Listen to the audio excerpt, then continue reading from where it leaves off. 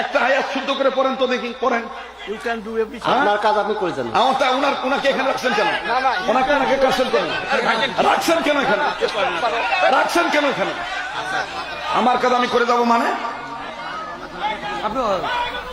আবার ইংলিশ করেন, U turn please লাগান আপনি ইংলিশ।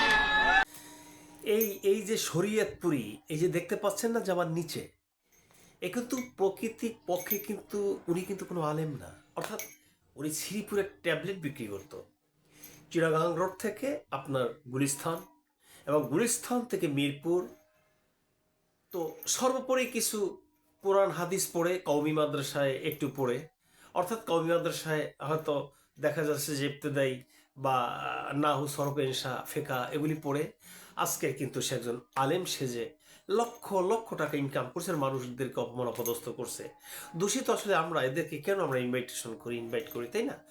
বিষয়বস্তু হচ্ছে যে একজন মুরব্বী, তাকে দেখেন স্টেজে দিবালোকে সবার সম্মুখে যে অপমানটা করলো, এ কোনোদিন কোনো ক্রমেই এ আলেম হতে পারে না, একটা ভণ্ড প্রতারক, এটা আপনারা ধরে নিতে পারেন। আর এদেরকে কখনোই আপনারা দাওয়াত দিয়ে স্টেজ প্রোগ্রাম করাবেন না।